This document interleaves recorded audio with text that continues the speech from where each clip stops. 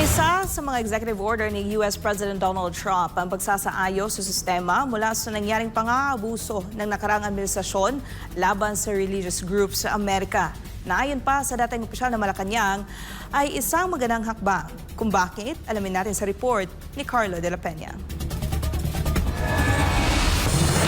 Sa ginawang executive order ni US President Donald Trump ay tiniyak nito na wawakasan na ang mga nangyaring pang-aabuso ng law enforcement sa ilalim ng nakaraang administrasyon laban sa mga religious groups sa Amerika. Kaya para kay dating Chief Presidential Legal Counsel Attorney Salvador Panelo, isa itong magandang hakbang ni Trump para maituwid ang mga pagkakamali ng mga nasa otoridad sa nasabing bansa. Magkahalintulad rin ani Panelo ang nangyari sa Estados Unidos dito sa Pilipinas dahil sa paggamit rin sa kapangyarihan ng kasalukuyang administrasyon para usigin ang mga kalaban sa politika. Hindi sila nag-iisa dahil dito sa ating bansa, yung ating Department of Justice, ganun din ang ginawa. Ginawang sandata ang batas upang paila ng kaso ng walang batayan, buhayin ng isang kaso na matagal na dismiss, siraan yung mga kalaban sa politika.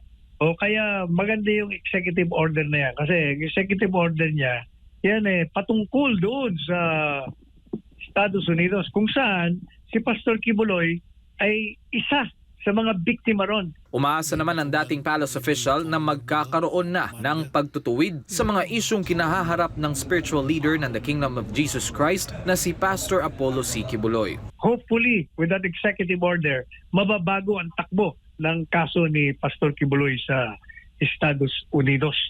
At dito naman sa ating bansa, sana mamulat na sila sa katotohanan na dapat talagang kung ano yung batas, sundin na lang natin nang hindi tayo nagkakagulo.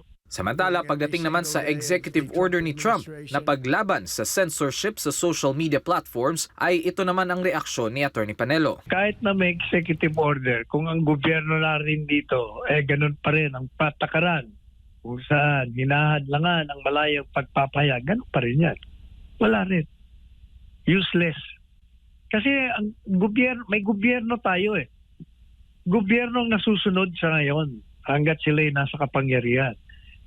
Pag hinadlangan nila ang malayang pagpapahayag ng taong bayan, kahit ano pang sabihin ng mga ibang bansa, walang magagawa. Matatanda ang ilang beses na sinikil ang malayang pamamahayag ng SMNI sa kabila ng paglalahad nito ng katotohanan sa likod ng mga isyong kailangang malaman ng taong bayan.